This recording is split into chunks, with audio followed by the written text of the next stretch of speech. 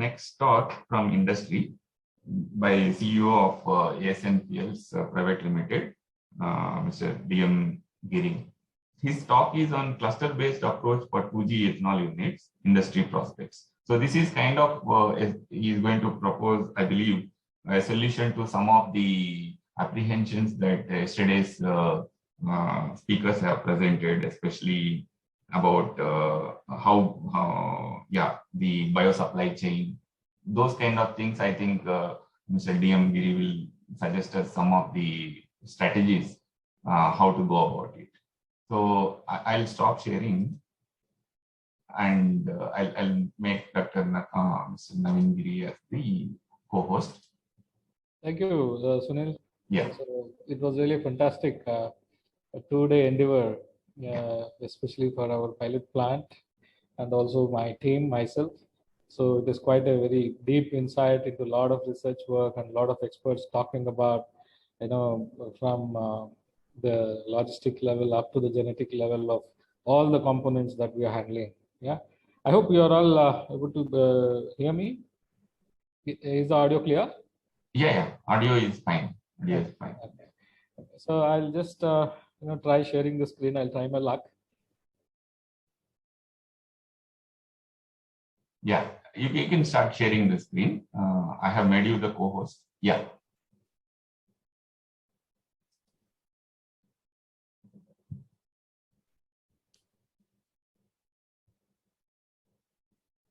Yeah.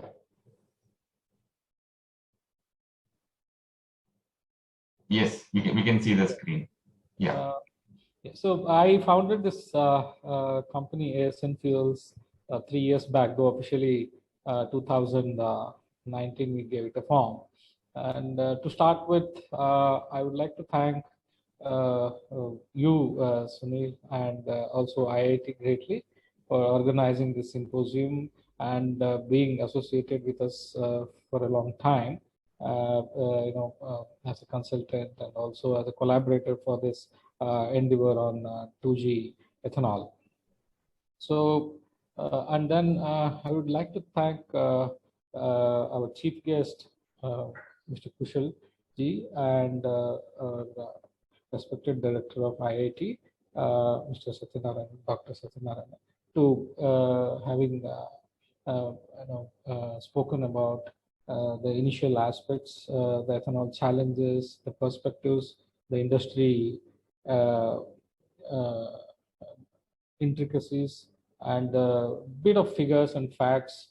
I know they were able to throw light upon within the given time limit, and that was really a fantastic session. Yeah. Now, coming back to the topic that I have chosen today is about, there are technologies, we have spoken in length from yesterday and even today, and there are many other conferences and seminars which are focused on ethanol have been held quite recently. So most of the seminars and most of these research talks are, of course, oriented towards the technology aspect. And recently, there is a shift towards the biomass availability. Yeah. So now, when we look at this topic of cluster approach, what does this mean, and how it has come about to be in existence, and what does ASN got to do with this? Yeah. So in a nutshell, we are proud to be the first among very few startups presently working on agriculture waste to ethanol model with an advancement in technology. I'm really proud to say that. And also we have implemented successfully a pilot plant to a capacity of 10 liters of ethanol per day that envisages around 60 to 70 kgs of raw material biomass of various feedstock like corn cob powder, rices, bagasse, and even recently we are foraying into bamboo. So all these are handled in our pilot plant. It's an action-driven, situation in our plant, if you look at it. And also we are further planning to scale up our pilot plant to 2,000 liter per day mid-scale plant, which is very much necessary for commercialization of this novel technology that we have arrived at. Yeah. Yeah. Now, talking about my journey, how this cluster model came up. This cluster model has been evolved by myself and my co-founder Suman. We have traveled extensively across India last 3 years and visited a couple of this ethanol pilots, and a couple of institutes were doing research. There are many to name. Then while during our course of journey, we have visited a couple of these pockets of this agricultural crops. Like, we have visited a place called Titabar in Jorhat, just near Jorhat. It's like a block, panchayat we call it here in South. So very strangely, we observed that it had got around 300 or 400 sugar mills just clustered around in one block or one panchayat, we call it.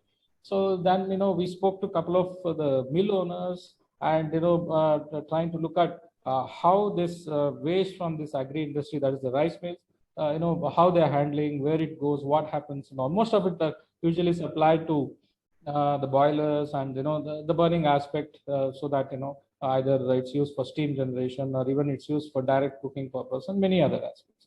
So then we were just discussing on why don't we use this type of agricultural biomass right there where it is produced, and it's in such huge quantities, and we could see this cluster pattern across many other industries. Then when we move down to south, there are many sugar mills up in our North Karnataka, Gadag, Hubli, those areas. And then when we move towards West Godavari in AP, then we found this cluster pattern again repeating with many of these corn seed units. Like, they're all clustered like 20 units, 30 units and all. Again, when we move to Bhimavaram, the coastal belt, again, it's a rich rice growing belt with East Godavari, West Godavari regions. And there again, we came across these clusters of rice mills, and we met a couple of rice mill owners. There are rice bran units because they have evolved how to handle this waste. So there are many other industries that has come up there. The prawn culture is one of the rampant industries that's growing. So we then worked out this model based on a study in a couple of other areas, that usually these industries are in a cluster pattern if you look at it. Yeah. So that way, moving ahead, then we came to an understanding that this agri biomass is so abundantly available, especially in agri industries. Why I'm stressing to agri industries, being 2G oriented, this particular biomass issue has been going on, and now it has become a challenge actually to the emerging 2G ethanol units. Because most of the units, what I have heard or seen, which are upcoming, and some inaugurations are made for foundations, some inaugurations are made for with the oil companies. All of them are planned with 1 lakh liters, kind of a bigger scale. So then when you look at where does the biomass come from, most of them are talking about rice straw, most of them are talking about wheat straw, and those kind of concepts. Yes, of course, it's all available in India, but thing is, when it is agriculture oriented rather than agri industry, then it becomes very tricky. Let me give an example. Yeah, if I want rice husk, or if I want corn cob that is produced from corn units, like after taking the seeds out, what we see the white part, the corn cob, and then when we look at bagasse in the sugar mills, they have an established statistics, how much they produced last year, what was the raw material used, and what was the total waste that was produced, and they have the whole data with them. And next year they have a plan already, because it's an industry and they've planned it so well, because there's a big investment at stake, so they have to run the industry. So they know very well next year, to their planning, how much they can handle, what is the missionaries that they have, what is the capacities, and if there is an expansion plan and all kind of things. And also most of these agri industries are well networked. They've got a good logistics network. The roads are there. The organization is more organized. Like, if you look at, they have a sections like, one is accounts or admin or all those things. The marketing department itself will be there in many of these things, and procurement department who goes into the field and do the procurement planning, the well advanced in the season. So with this network, that can be used very well to the advantage of 2G. And when we look at, say, when it comes to direct agriculture, like, we are getting into the field directly, like, we want a huge quantity of rice straw, example now that I was trying to give with the big units that are trying to set up with the rice straw. Rice straw, okay, fine. There are a couple of new startups and few logistic companies have forayed into this agri biomass business very recently, of late. And otherwise, it is directly with the farmer. And, in India, it is not really that organized as in Western countries, number one. And number two is the logistics. The farmer has got a farm. He just walks to his farm. He doesn't need a road. That's how it has come from. I mean, he's lucky that if he has got a road. And because of the topography and, the location of his plant, and again, how it gets divided, where he buys and all that.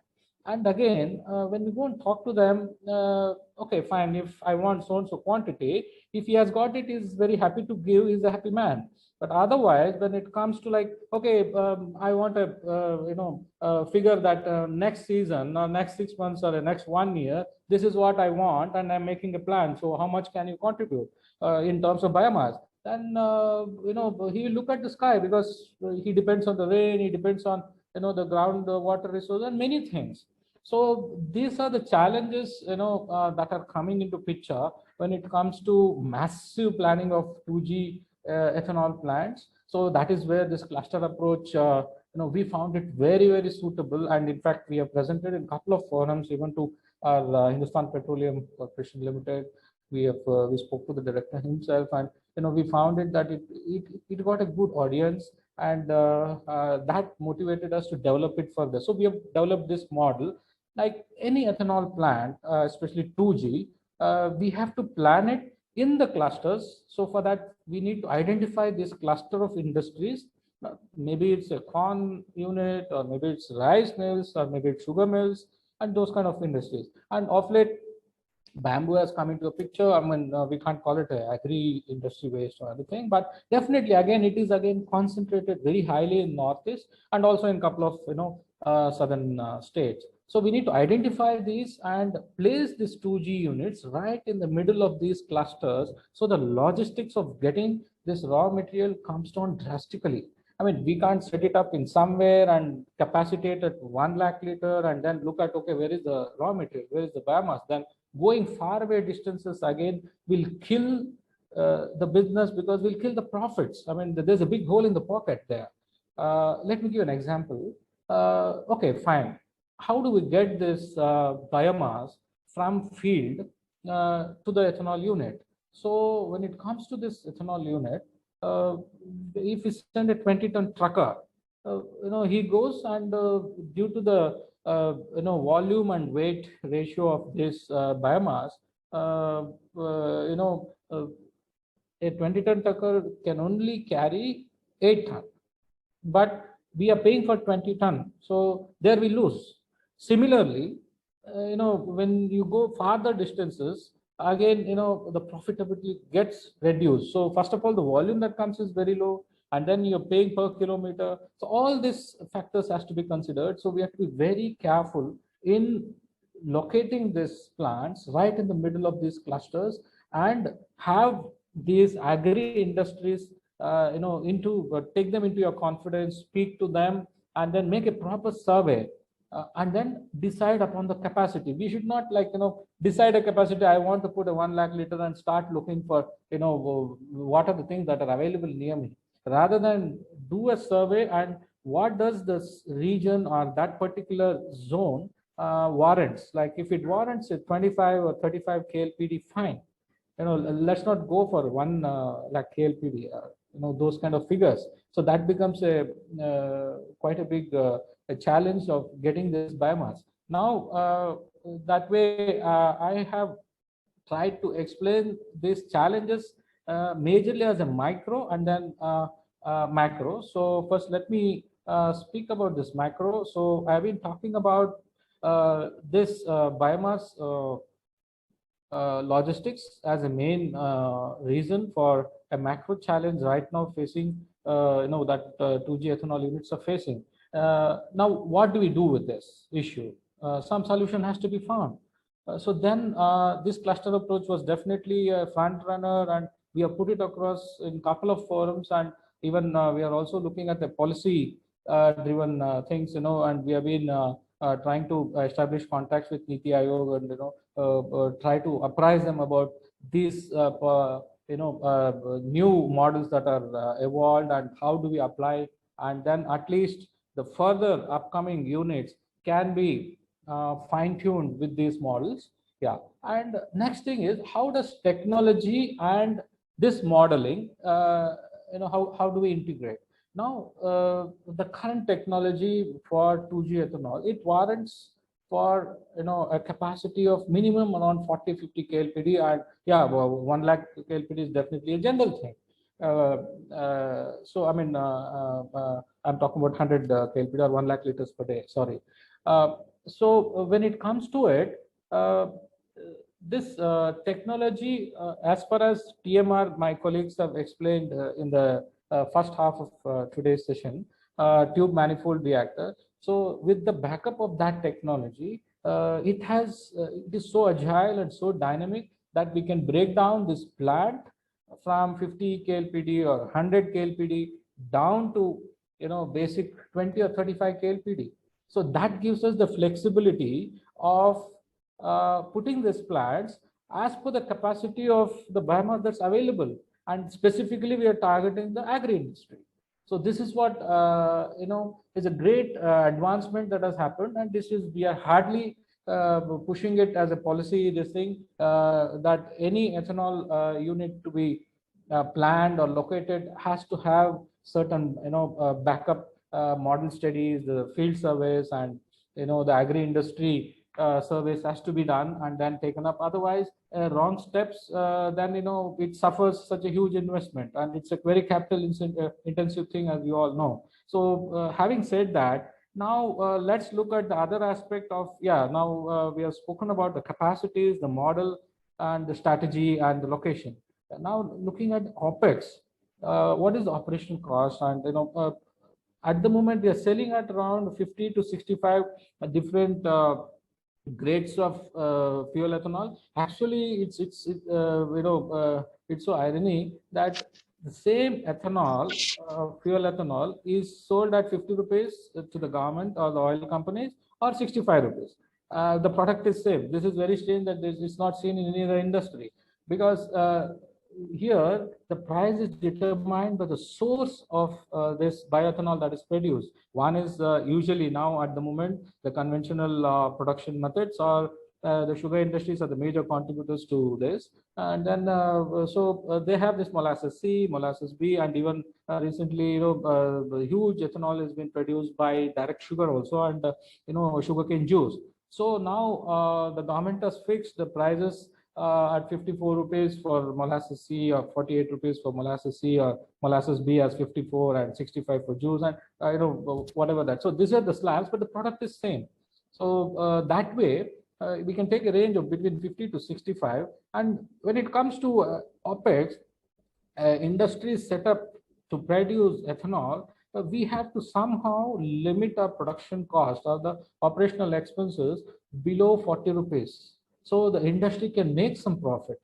That's the main thing. Yeah. And if at all, if we are doing beyond 50 rupees or something like that, definitely it's not viable. The industry fails. So that is one more macro challenge. I'll come to that. How do we achieve those things in the coming days, and what are the technologies that has evolved?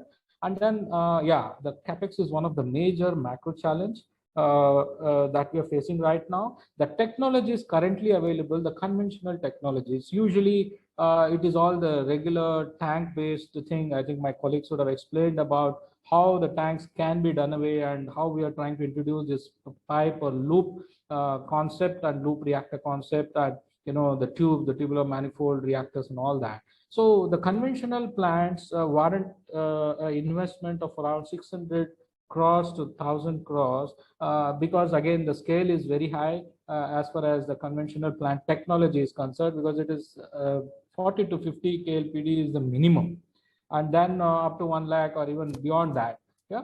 So when it comes to new technology that is evolved, that gives a flexibility of bringing down the capex like below 400 based on the capacity, even starts at 150 crores, 200 crores.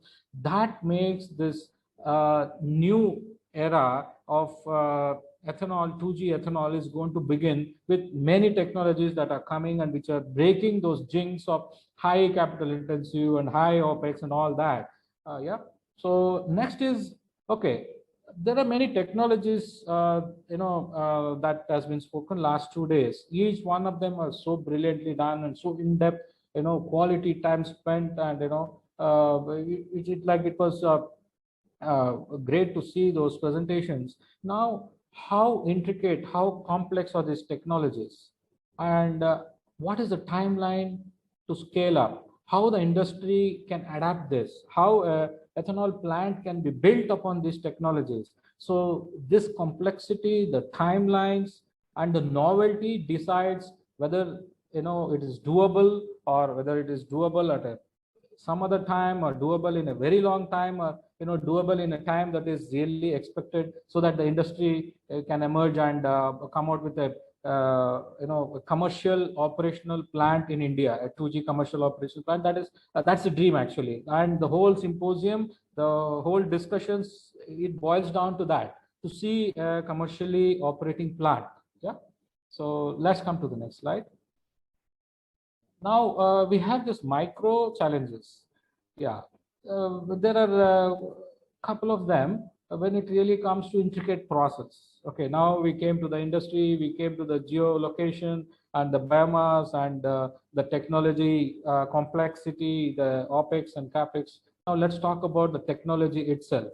Yeah, so in first, as you all would have heard last 2 days, that the pre-treatment is the first process. So now, when it comes to pre-treatment, usually it's done at high temperature and pressure, because the biomass has to be broken down, to remove lignin and other unwanted things, and then we produce cellulose out of it before we go for further conversion into glucose, basically.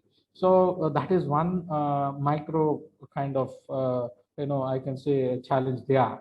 And then when it comes to the effluent toxicity, while breaking down this biomass into cellulose with that high temperature, it's basically a thermochemical reaction. Various technologies, various experts and scientists have come out with different chemicals and different process. So end of the day, there is a effluent that is very high in toxic levels are getting produced from this. Okay, so this is again kind of micro challenge, I call it, on an industry perspective. But in terms of production, it's definitely a bigger challenge. But when you look at the totality of end to end, that is, I look at biomass from the agri industry, I'm getting the biomass, the waste, and then producing ethanol as an industry. When you look at in totality, I can look at as a micro challenges. Now, delignification is definitely one of the challenge, because after pre-treatment, we wash the whole this thing mass that we get, and we separate the substrate and we separate the filtrate. Now, filtrate has got lignin. Yeah, and this washing process, again, it's quite elaborate, because you have to retain the cellulose and take it to further process. So that again becomes a bit of challenge. I'm just talking in terms of industry perspective, if you look at it, because these are all, when you imagine a 50 KLPD plant or 100 KLPD plant, this is very huge and big and tedious tasks.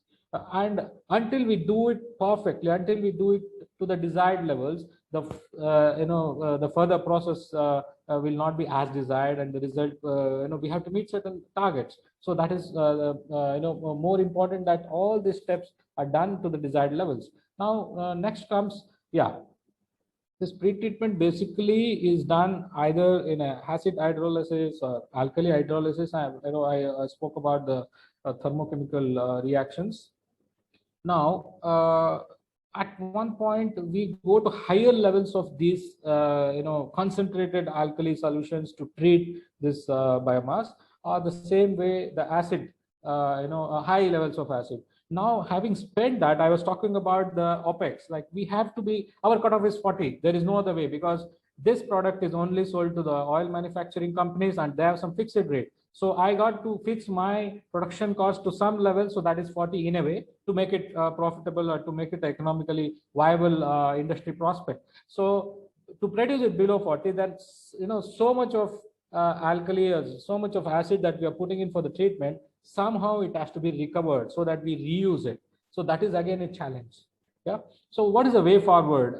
When you look at the first process, that is a challenging thing. So yes, to address the high temperature and pressure, how do we obtain it? And how do we do this recovery of alkali, this thing, or acid recovery? Yeah, the way forward can be an extrusion method, I think, which Dr. Sunil just now has, in detail, very brilliantly has explained how it is going to have its effect and how effectively the biomass is converted into cellulose. Yeah, so extrusion method that has to be probed, and we have in fact gone deeper into it, did a lot of trials and research, and we have come out with brilliant solutions. And in fact, our entire pilot plant runs on extrusion method of pre-treatment. And also, of course, research, there is never an end.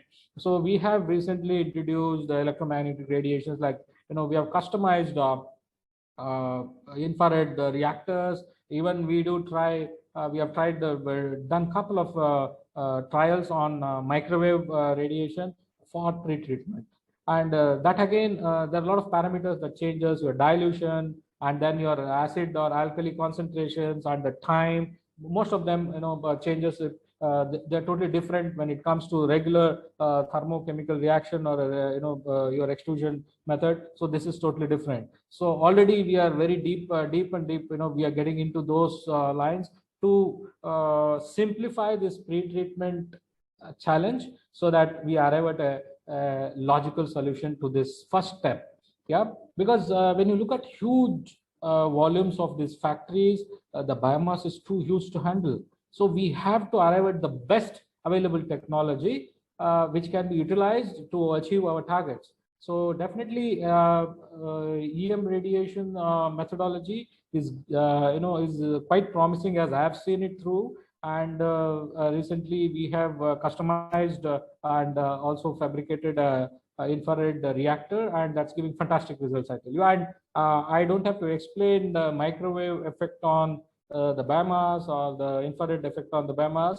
So I think the audience definitely know what is the logic behind it. So it is a heating from inside out, whereas all other methods of pre-treatment is a surface heating. So there's a big difference. Like, we were talking about breaking the bonds, breaking, the hemicellulose and all those, chains and, many things that was discussed last 2 days. All that happens with this EM radiation technology, definitely. And, yesterday I heard one or two presenters were talking about sonication and ultrasonicator and all that. So that also is in the same lines. But the thing is, we have to somehow bring it to a level of industry adaptation. So as I was talking about infrared or the microwave, both we are trying to almost in the verge of adapting to the industry level. Yeah. So next, let's move on to another micro challenge. I call it micro, as I told you, as a saccharification. Again, there the traditional methods are around 36 or 72 hours. It's quite a lengthy process, and I think brilliantly, my team was trying to explain that how that barrier, they have tried to break, and 18-20 hours they are able to achieve certain amount of glucose yield so that it can be further pumped in for distillation. Next comes the cellulose hydrolysate dilution. I think Dr. Sunil just now spoke about the dilution, the whole technique behind it, and what are the aspects that are going to affect them. Next, it is enzymatic hydrolysis at 50 to 60 degree centigrade. Yeah, this is, I can call it a major challenge. Yeah, when we look at 50 KLPD plant, it's almost around 10 lakh liters, 15 lakh liters of tank sizes. That much of hydrolysate, that much of a slurry that we are supposed to maintain at 50 to 60 degree centigrade, it's a humongous challenge. And the amount of energy and the machinery that's required, the power, the whole thing, the whole dynamics gets changed. So to address that, we were talking about, we have thoroughly worked on this flow mechanism, like, bringing tubes into scenario wherein the tubes, this temperature can easily be attained because the sizes of tubes are quite imaginable. So only thing, the length has its own this thing, like, if you look at 50,000 liter capacity plant, maybe it will go to 5 kilometers or 7 kilometers, depending on the dia of the tubes that we were trying to have some, scale up coordination meetings. So how do you fit in this? My colleague, the first session, was explaining about the manifold concept, that, we put these tubes in a manifold with a kind of roof for, protecting it from the sunlight and ray. And so within a footprint of around 4 to 5 acres, a plant can have these reactors set up in a manifold manner. So that way we address this humongous challenge of giving 50 to 60 degree constant temperature to this enzyme, to achieve the targets of this enzymatic hydrolysis. And that's very key for a very good conversion and very good yields in the further machine line. Next, next is a very tricky concept. How do we look at the cost of enzymes? Everybody knows that the major cost in 2G ethanol is basically about the enzyme. Okay, so enzymes are definitely costly, and the more and more yield, the more and more complex the biomass gets, and depending on the efficiency of the technology, the enzyme dosage keeps on increasing. We call it a FPU unit, like that. Filter paper unit, whatever. So whatever we buy, okay, fine, let's go for the maximum dosage for maximum conversion. That's fine, fair enough. So we get a good yield. But again, we have to somehow strike a balance of what is the cost that we're spending per liter. I can't spend 70, 80 rupees per liter of ethanol production where I'm selling at around 50 to 65 rupees. So it calls for recovery of enzyme. That's the way forward. Yeah. So recovery of enzyme, we have thoroughly worked on it, and in fact, I have a team that is working out of Bangalore. Very brilliant guys from, again, IIT. And so this technology that we are trying to envisage is, looking at how do we recover enzyme from the process. Like, we keep recovering them and you reuse them minimum of 8 times, 9 times, so that even a higher dosage of these enzymes can deliver a better yield, but again, my cost is under control. Yeah. So similarly, when it comes to this tubular reactor, I was talking about 50 to 60 degree. How do we maintain it? Yeah, there was kind of first approach as the regular double piped shell side and the tube side kind of heat exchangers, which are the regularly known ones. Now when we were doing this design of our infrared reactor that I was mentioning just before, so we have customized it, and we saw that this temperature can very easily be maintained, even easy than our heat exchanger methodology. But of course, putting it into a larger scale scenario, a lot of work needs to be done. So at the moment, we stick to the heat exchanger methodology until all this nascent technology that we are doing, or even otherwise anywhere else in the world that has been probed upon, comes to a stage of implementation. But definitely our eyes are wide open, research is very intense, and we are going to break the chains. Yeah.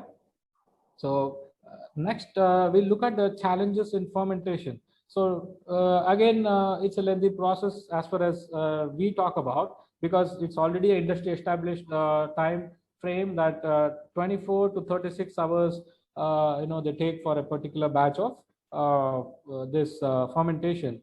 We call it lengthy for the reason that there are tanks again, and for a 50,000 liter per day ethanol complex, it has got around minimum 3 to 4 lakh liters of tanks, and they sequence it into 2 lakhs, or sometimes they have 2.5 into as many tanks. Then again, every time the filling of usually in the sugar factories, they do molasses and water mixture, and then they add the yeast. That's the regular practice. So let's just look at the regular fermentation practice. Then again, when it comes to 2G, at the moment the same procedure has been followed. Only thing is here the sugar solution is obtained from a 2G source, that is the agricultural biomass, wherein there it is obtained from the industry, that is the molasses, as a byproduct that comes out of sugar, this thing, and that is diluted. So again, filling these tanks is a huge, humongous task. And after every process, it has to be drained out to your distillery unit. So this itself, we call it a downtime in the process. So process downtime is quite high. And again, if at all, if I try to increase the concentration of glucose, usually they try to follow 50 or 16 FS level, that is fermentable sugar percentage. 15 or 16% is what usually followed in industry to attain a 8 to 10% glucose ethanol water, sorry. So if at all, if I try to tamper this kind of golden formula what has been actually followed, I try, instead of 15 or 16 or 18 FS, I try 24 FS. What happens? So that I get concentrated ethanol water at around more than 12% ethanol water or 15% ethanol water. So my distillery will be highly efficient. So these are all the efforts when somebody tries to do. Then again, there is yeast, because it's a microorganism. It can take a certain amount of glucose concentration, otherwise it leads to a toxicity. Yeah. So similarly, end product inhibition. This is again a very majorly discussed concept. As and how the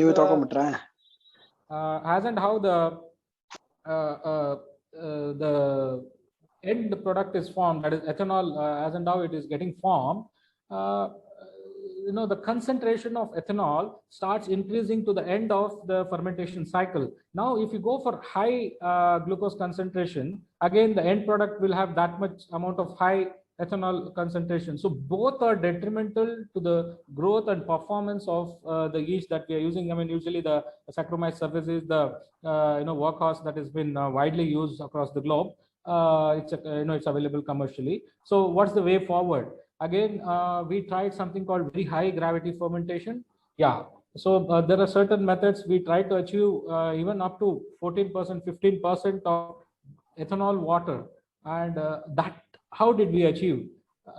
We tried to do something called, mixing ethanol water to the molasses or the sugar syrup, so that the sugar syrup, anyway, usually they dilute it initially with water. So we diluted with ethanol water.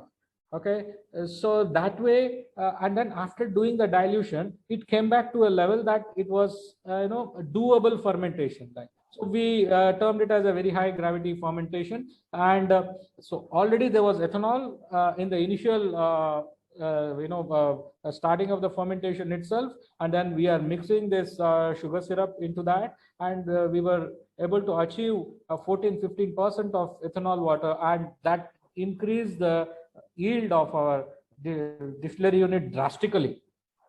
Yeah. So these are all the different trials that we have done. Coming to the next slide. Yes.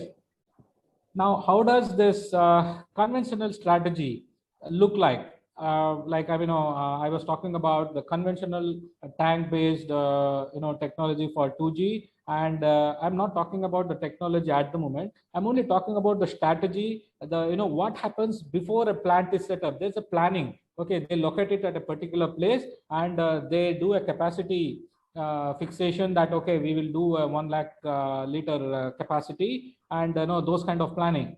So for 1 lakh liter per day production of ethanol, usually it is done at around 10% or 12% at the moment is the conventional yield that is happening. I'm talking about the dry basis to ethanol yield with the 2G concept. Yeah, so that warrants for around 700 plus tons per day of biomass required into one place. So where does it come from? It comes from long distances, wheat fields, corn fields, or corn units, or many industries, or many agricultural farms, and many districts. So this is one aspect which is really killing away the profits that are supposed to be accumulated for the plant, but Again, the transportation is eating away that. Okay, now what are all the intricacies, the process and logistics intricacies? Okay, one is material handling. If I'm handling 100 tons and if I'm handling 800 tons, definitely there's a material handling issue there. And what's the per ton cost? If I go, instead of 100 kilometer, I go 500 kilometers to bring something, or instead of 30 kilometer, I go 100 kilometer to bring something, definitely per ton cost goes up. Similarly, logistical nightmare. If I'm planning for 80 or 100 tons per day, my planning operation itself become very simple. But otherwise, if I have to plan for 600 or 700, even 800 tons per day, it becomes a nightmare. So there is a department, the whole thing, everything will add up to the cost. Now, when it comes to the material property, yeah, if I'm getting 80, 100 tons per day and putting it in a place and my plant is processing it, the material I can expect to remain the same. But if I'm doing with 700, 800 or 1000 tons per day, keeping it in a place, transporting, and before transporting, it doesn't come in one scoop or one bag. It comes from so many places, so many trucks, even railroads have been used now. So with all this logistics, by the time it reaches and by the time I use it, there is definitely a deterioration in the material property. So all these things again contribute. Yeah, next comes the complexity in scheduling the process operation. Now, my plant, my machines handle 100 tons per day. There is a particular scheduling that I do, milling first, and then I do pre-treatment, and those kind of plannings can be scheduled in a simplistic way. When the same plant is handling 800 tons or 1000 tons of biomass, the planning totally goes heavy. And it's not an easy thing. And this has to happen every day. I'm not talking about annually or quarterly or biannually. So I'm talking about every day. Somebody has to go through this. A plant has to go through this. The plant manager has to go through this. The logistics operation manager has to go through this. It's a nightmare for them. Yeah. And then, yeah, when it comes to troubleshooting, industry always has troubles. No industry is perfect. Yeah. And when the trouble arrives, you are well equipped. It is if it is a simple and straightforward and in a manageable way. If it is huge, it is humongous, already you are facing, your team is under stress, then every trouble becomes magnanimous. So troubleshooting itself will become a big barrier to the team. So for the industry to operate profitably, smoothly, the solution is in front of you. This is how, if at all, if I simplify with this cluster-based model, this is how it's going to look like. We have to simplify for this industry to thrive, for this industry to be successful. That's the need of the day. And these are all pushed on the policy level with the required ministries and the NITI Aayog as well, because it has to come from a top-down approach. Many things are discussed, and definitely you're going to see the fruits of those efforts. There's a great team behind it, and we are going to do that.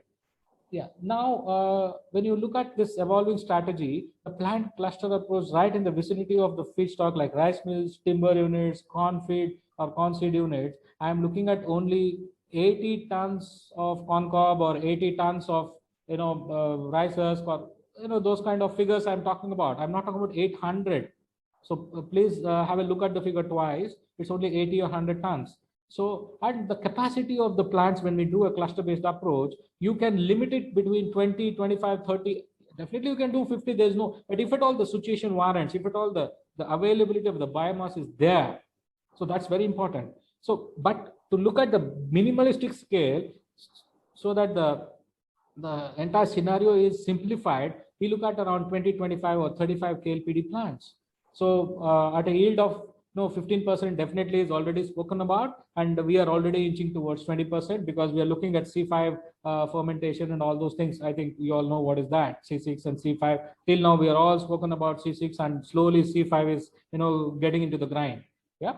So now we have this cluster 1, unit 3, unit 2, unit 4. So all these are like located inside in the midst of these clusters. Like, okay, I have around 100 or 200 rice mills. Okay, we can definitely plan a ethanol unit there if we have a proper proper rate contract supplies for this rices and those kind of things. Similarly, bagasse, yes, every sugar mill has got excess bagasse, if at all, if they have not planned for that electricity production, because there was one time when per unit of electricity was sold or exported to the grid at around 13 rupees, 14, 15, even 16 rupees per unit. And now it has come down to 2 rupees, below 2 or even 2.5.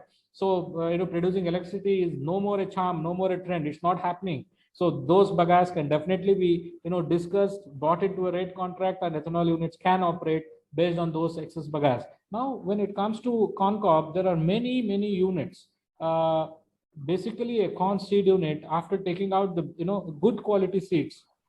So the corn cob with smaller seeds which are deformed, and in the edge of the total the corn, if you look at both, the edge are kind of tapered. So there we get bit of kind of deformed and smaller size corn. So these corn seed units go for the mid part of it, wherein the size of the seeds are good. So they take that, and the rest of the corn cob along with the smaller and deformed corn seeds are just discarded.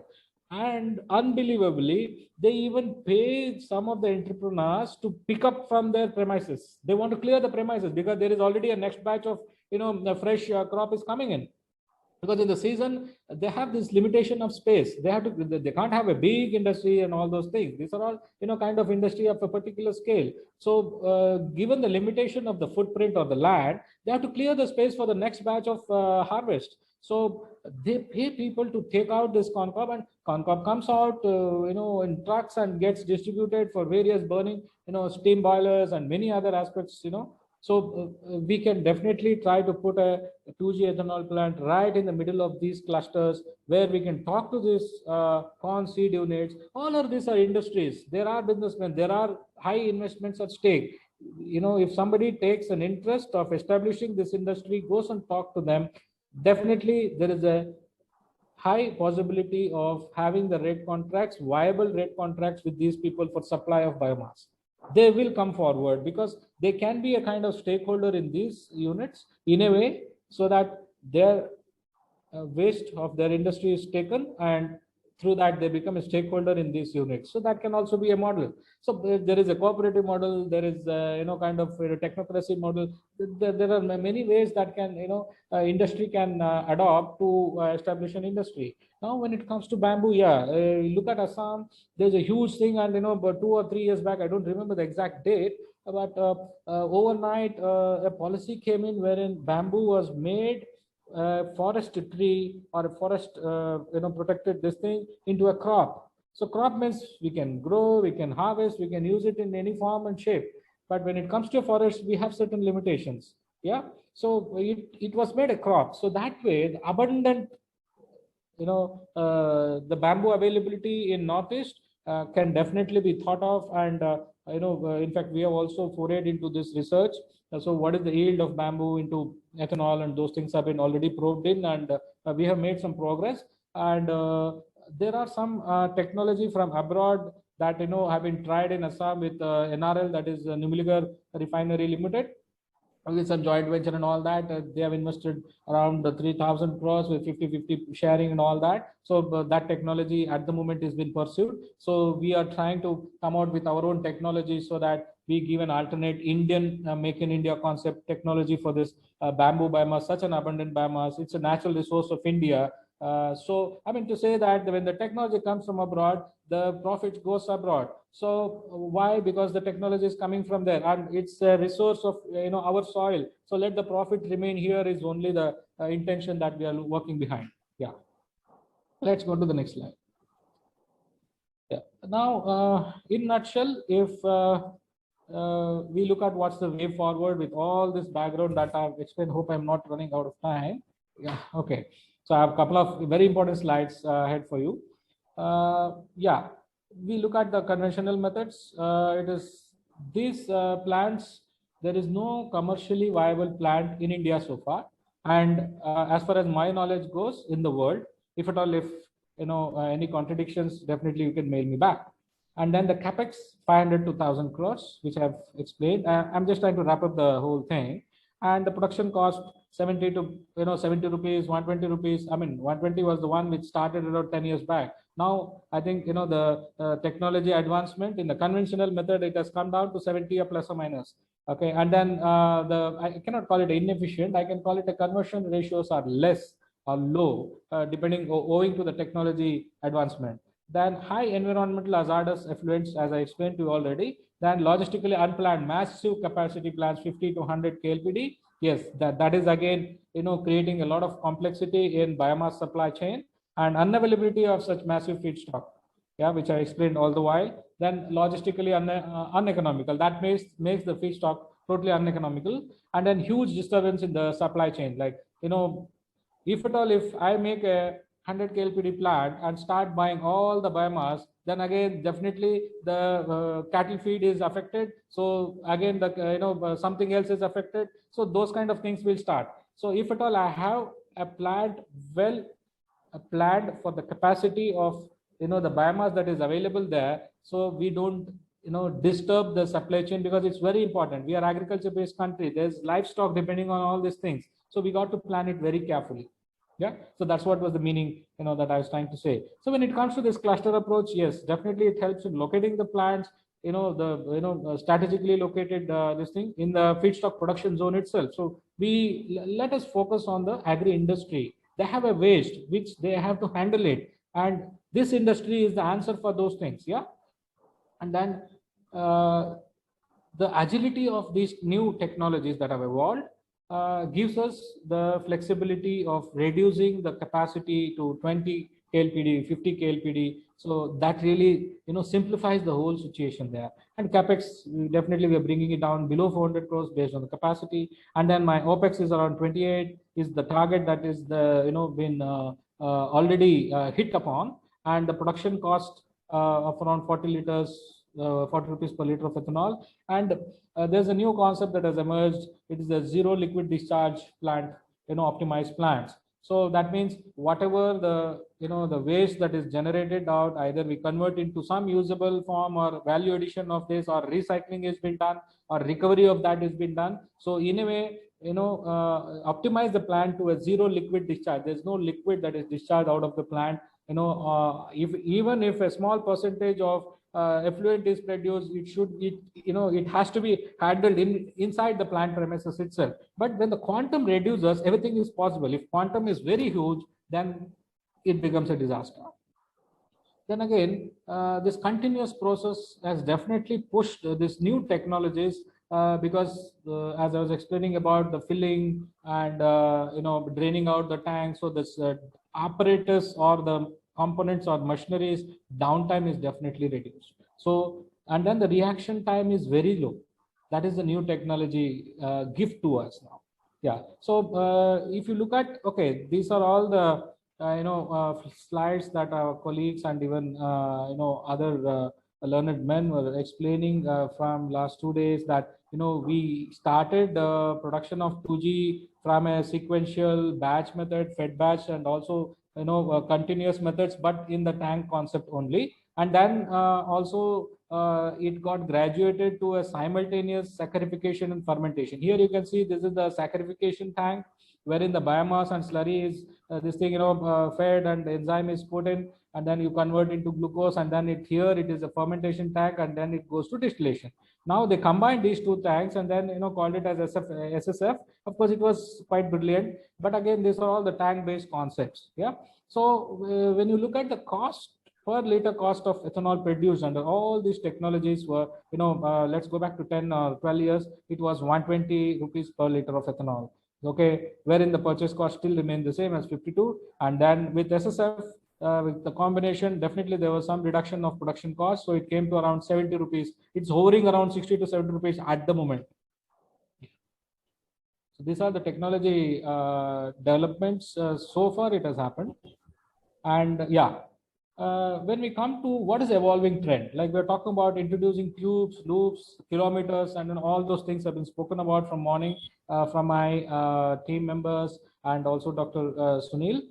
So anyway, in brief, I'll just put it across as this is saccharification which is carried out in the tubes, and we have this thermal equalizer and then process into fermentation to reduce, because in saccharification we need 50 to 60 degree, and then we bring it down to 34 to start the fermentation, and then it goes to distillation. So these are all the different concepts which have been very deeply and thoroughly discussed from my colleagues in the morning session. So I would like to, with this background of evolving technology, I will proceed how this plant looks, and the snap towards the left on the top slide that you're seeing is respected director IIT Tirupati. He visited a couple of times, with all the interest, and even give us a couple of suggestions, and his a valuable time spent at the lab has definitely helped us. And we have a couple of these machinery, and you all being attending this symposium last 2 days, I take this as a privilege to give you all a tour of this pilot plant. How does it look? What are we doing? And how does it operate? How does this loop things look? And what is this loop doing? What is the new machine in the block? How does it look? Yeah. So now let us get to the key aspect.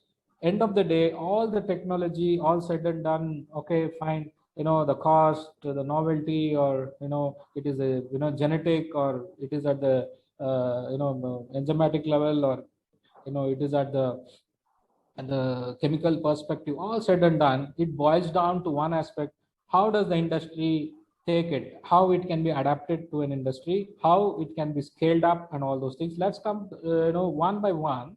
The key factors of technology adaptation to the industry. The first one will be the budget. What is the budget? Yeah, we do experiments in the lab, in the flask, and then maybe we'll try to do a pilot like ours, a bit of scale up and all those things. Now, when it comes to the budget, what is the budget of this technology? When you really scale up to a commercially viable plant of, take this, our tube reactors, looking at around 20,000 or 30,000 liters per day. What's the budget?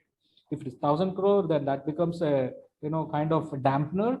Like, any investor will look at it, and, intensive capital industries are a niche, this thing which not everybody can pursue. So there the level playing field itself changes. Like oil companies, the GAIL, ONGC, the whole ball game changes. But when we bring it down to 100 crores, 200 crores, 300 crores, yes, in India today, our business community, the enterprises have definitely grown up to an extent that they can respond to this business proposition. Now, when it comes to feedback, yeah, this is again one more. Sorry, the feedstock. Yeah. So when you make this technology adaptable to couple of feedstock, like we're talking about rice straw. Okay, why don't we make it compatible with the corn cob? Because there are a lot of corn cob producing industry here with the corn seed units. And why don't we make it compatible with the bagasse? Bagasse is, there are many sugar factories that's available. And similarly, bamboo. So the dynamic feedstock approach itself is a big eye opener to an investor. Yeah. Then the next question comes, the technology complexity. How complex is this technology that is evolved? Okay, fine. Out of all the technology last 2 days that we have discussed, okay, maybe certain technologies will make it up to a level of industry adaptation. But okay, which comes up to that level, how complex it is. How is it to pursue for any engineer or any biotechnologist or any businessman or a technocrat? How complex is it for him to pursue it and take it further? So that also matters. And is it doable in a country like ours? All those things has to be thought of. Then the next question is process scale up, engineering matrix, and novelty. Yeah, this is a very key factor. Now, for any industry to set up, like in the background, I put up this steel and all those things, and a typical ethanol unit. Okay, somebody has to fabricate this. Some engineering company has to come, and somebody has to provide this, fabrication drawings, a detailed drawing to arrive at these things. Now, this technology complexity has to be brought down into paper, into drawings, into a workable drawing, so that the fabricator can fabricate. If that itself is a big challenge, then achieving the industry that you're seeing in the photo becomes quite harder.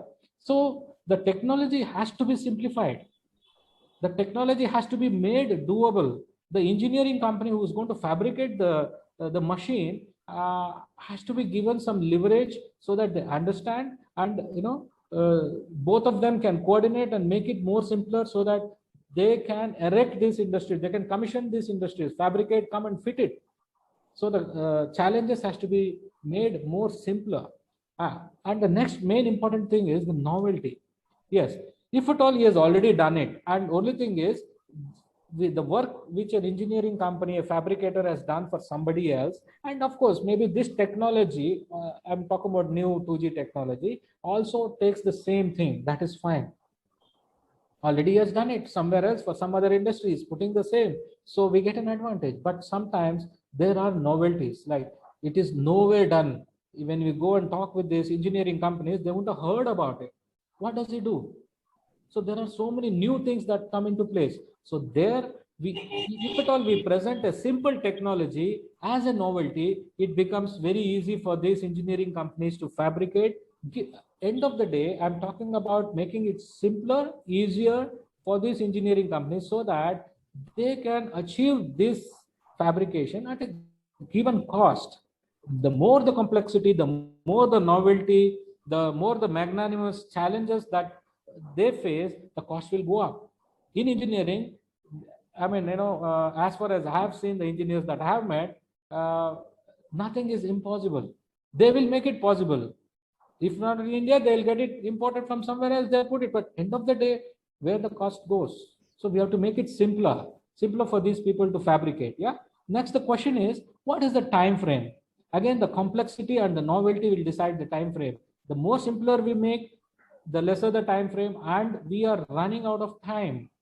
We have been consuming fossil fuel, and we have been depending on many Gulf countries for oil. How many more days we are going to ask for oil with them? Of course, we are paying, but the question is only they have. So the dependency, when we are going to get that freedom, when we are going to be out of that geopolitical clutch. If at all we have to have some say in a geopolitical scenario, we got to be self-reliant. So this time frame is a very key factor, that as fast as our technologies give us a solution to 2G, we are out of that clutch and we are self-reliant. That's very important for us. Then land and infrastructure. What is the infrastructure that is required for this technology? So the complexity will define it. So we have to make it less complex. Now, the statutory compliance, the local government policies, definitely recently government has been very lenient on, our ethanol, this thing. And, lot of relaxations have been made, but at the moment, at the same time, keeping in mind the environmental impact. Yeah.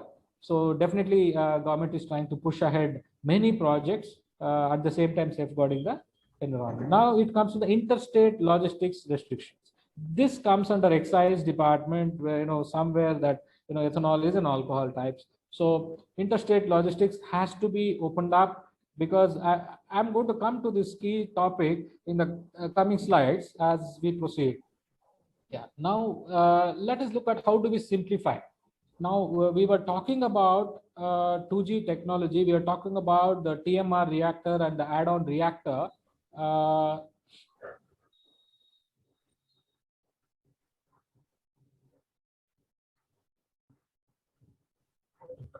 So we have simplified it as an add-on reactor.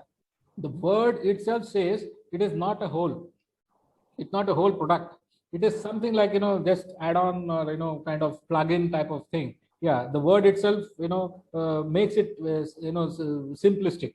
So let me explain the concept. Yeah, everybody knows the sugarcane goes to sugar factory, gets crushed, the sugar is manufactured, and molasses is one of the byproducts, and fuel grade ethanol is produced. Now with 2G evolving, everybody knows that the bagasse also can be done into that. Now, how does this add-on reactor simplify the current situation?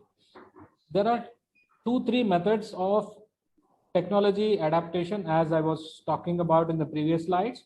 One is a greenfield project, that is 2G technology is evolved and we found that, okay, it's all economical and great and all that. So, okay, start up with from the scratch, like, buying the land, getting permissions and doing end-to-end project there. That is a greenfield. Yeah, then it comes the brownfield and couple of other terminologies that we use. So we are looking at how do we adapt this new evolving 2G technology into an existing industry. This has never been talked of. So this gives us, we can win this race. This is a race against time. So if at all, if I am doing it a greenfield project, it's 2 to 3 years. When it comes to existing sugar mill, if at all, if I can make it compatible, this reactor or this particular machine which can convert bagasse into ethanol, fitted into a sugar mill where they've got already this bagasse in their premises. So there is no truck that I have to send to bring in biomass, because biomass is already there lying in the compound. Yeah, and there is land, infrastructure, supporting staff, all the permissions with a little bit of here and there additional permissions. But I can put in this reactor, make it compatible to convert the existing bagasse into liquid glucose, because I only look at converting the biomass into cellulose and then to liquid glucose, because already I have an existing infrastructure, that is fermentation and distillation in the sugar mills. Most of the sugar mills have got this ethanol units. So they pump in their molasses into this fermentation and distillation unit, wherein here I am pumping in our liquid glucose into this fermentation. And so I don't spend on this fermentation and distillation infrastructure. So that way I am bringing down the cost drastically down. And the time frame of implementation of this technology, easily it comes 6 to 7 months, maximum 8 months. Where is 2 to 3 years? And where is humongous effort of identifying the land and a couple of those kind of things. Yeah. And okay, now let's look at the bagasse aspect. Bagasse is the input for this 2G, this thing inside a sugar mill. And presently, this most of the bagasse, they burn it in the boilers and use the steam for producing electricity, and also the steam is used for the factory requirements. Now, definitely, the quantum of bagasse that is produced is more than what is required for a boiler to supply the steam to the sugar mill. Now, since already I've told electricity is not a very good proposition at all in today's, the rate concept that has been there per unit, it's 2 or 3 rupees, or, very low basically. So if at all this bagasse is being given to this add-on reactor, which is easily implementable with a very low and minimum footprint and a lower cost, and 6 to 8 months is the time frame for implementation, and it is made compatible to this sugar mills concept, because we work with the sugar mills over a long time. So we use this already existing infrastructure to convert the liquid glucose that is produced out of this add-on reactor, and then we ferment it to ethanol water, and then further distilled for a fuel ethanol, which can be sent to the OMC for blending into your petrol and the other fuel. So what I'm trying to say is, most of these sugar factories are seasonal. Sugars, usually the sugarcane harvesting and all that is done, and crushing, the whole operation gets over. I mean, it starts from Diwali time around November, December, and even some places October end. So then it goes on up to March, April, May. After that, however you look at it, 4 months to 5 months, there is an idle time in the sugar factory and the ethanol unit, both. So why don't we make use of this idle time? This idle time, the machineries which are highly capital intensive machineries are lying idle there. Example, 50 KLPD ethanol complex, which is inside a sugar mill. This ethanol complex itself is costing around 70 crore, 100 crore. That is lying idle for 4 months in a year, 5 months in a year in every sugar mill. So if at all we use this add-on reactor and the bagasse that is already produced as a waste product out of this sugar mill, it can keep this expensive machinery busy all over the year, and we can produce equal amount of ethanol that is produced by molasses. That means we are talking about present production of 3 billion liters per year of ethanol that is produced by around 500 and odd sugar factories, or the ethanol units in them through molasses. If at all, if this is adapted, we can go to 6-7 billion liters, and our target for 2025 with 20% blending calls for around 10 plus billion liters of ethanol. So we are almost inching towards achieving the target. So this is how we have to simplify and adapt the technologies that we are going to evolve. And definitely these things are already pushed on a policymakers level, and you're going to see the fruits of that very soon. and the adaptable time, the time frame is hardly 7 to 8 months.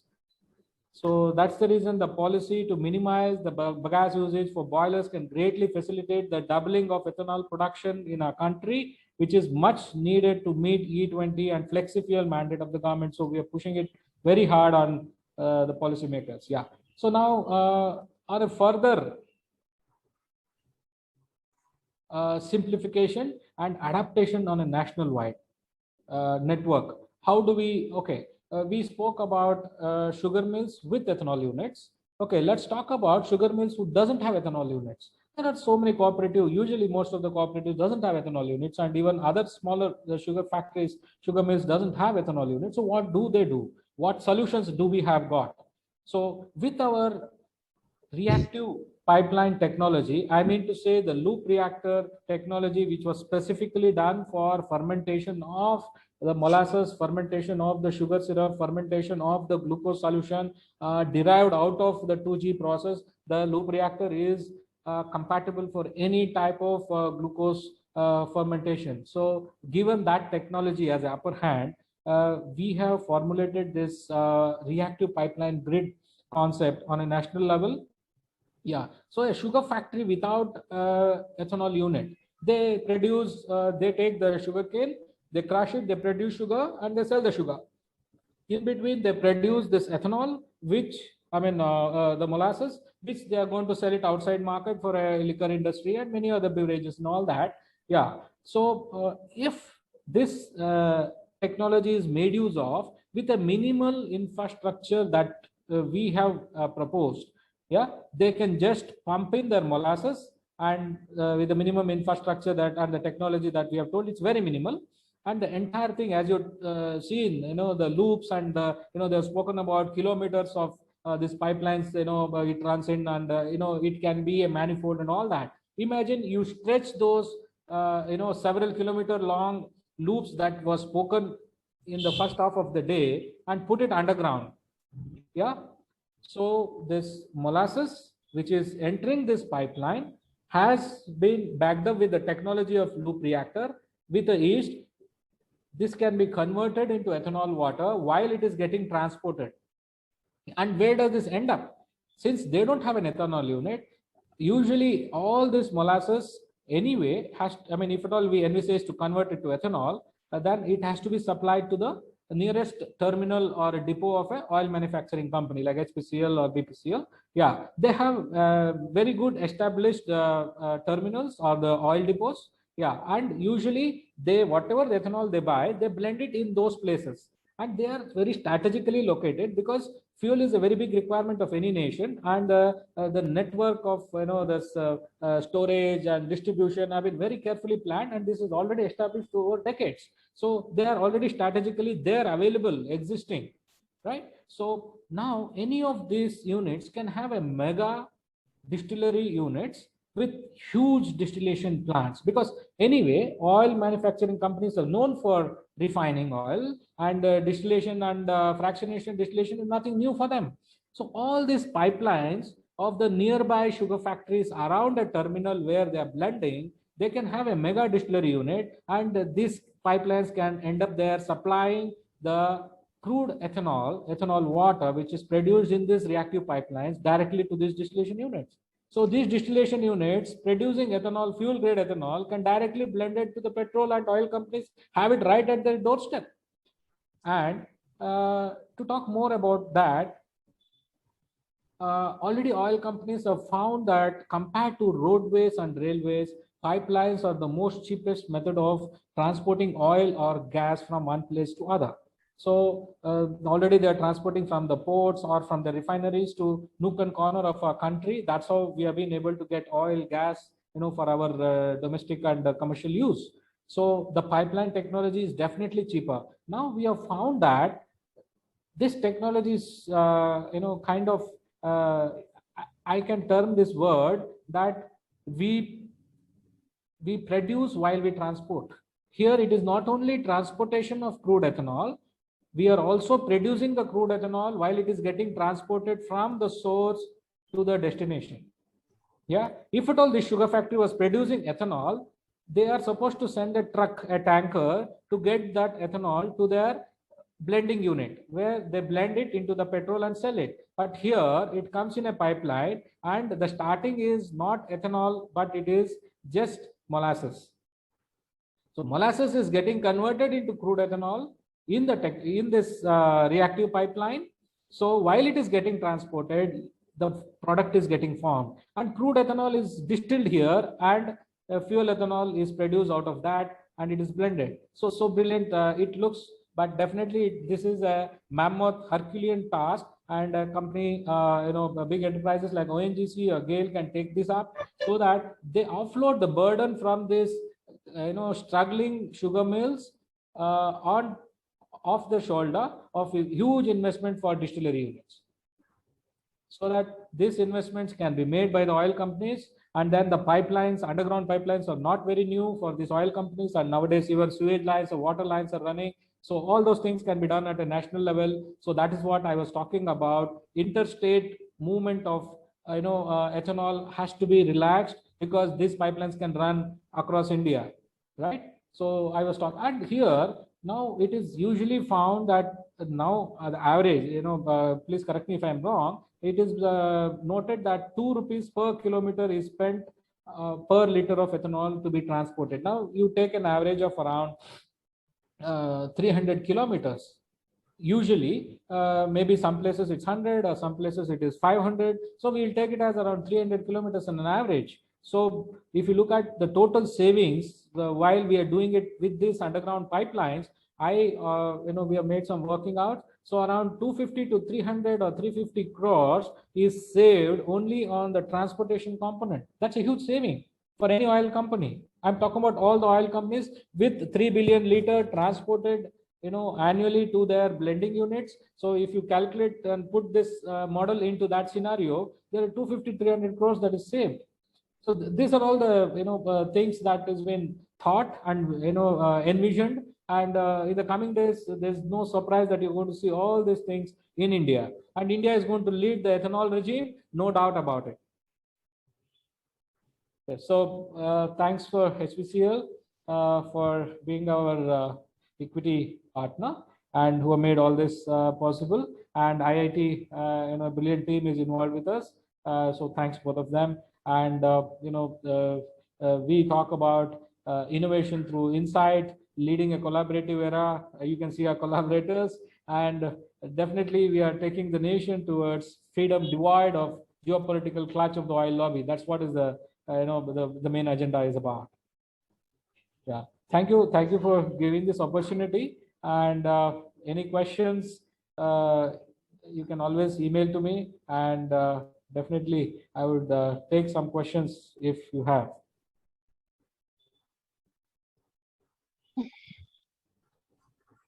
Yeah, thank you, Dr. Naveen. Yeah. It was a very, very good talk, almost a marathon talk. You could manage.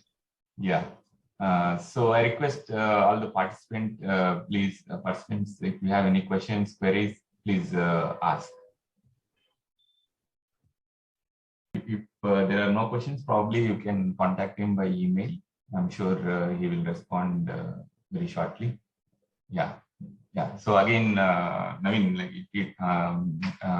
Naveen Giri, it was a very nice talk, completing all the aspects of bioethanol production to logistics, and then some vision and motivation for this thing, production of 2G bioethanol. So we wish you all good luck in your endeavors on behalf of IIT, as well as on behalf of all the participants in your endeavor to achieve bioethanol. Overall, there were very good talks, and what I felt was that there was a work on this tubular manifold reactor. I think that receives the most of the applaud from our side. And second is Dr. Indulekha's, first was Dr. Amir Khan's, and second would be Dr. Indulekha's, whose work during her PhD on alternative pretreatment processes. and of course, like we have professors who are already established, and I mean, it would not have been possible to have this much of knowledge packed in 2 days unless we had people like Dr. Rajesh and others joining us from their institutes and participating, and then giving a full-length talk for 1 hour each of them. So I thank each one of the keynote speakers, including I should call him Dr. Naveen. Sure, someday he is going to get a honorary doctorate from some university in the process of his pursuit for developing this bioethanol. So with that, I would like to conclude. And if there is, add some kind of concluding remark. I've been speaking for the last almost 1.5 hours. Yeah, sure. I mean, this can be general. Yeah. So thanks.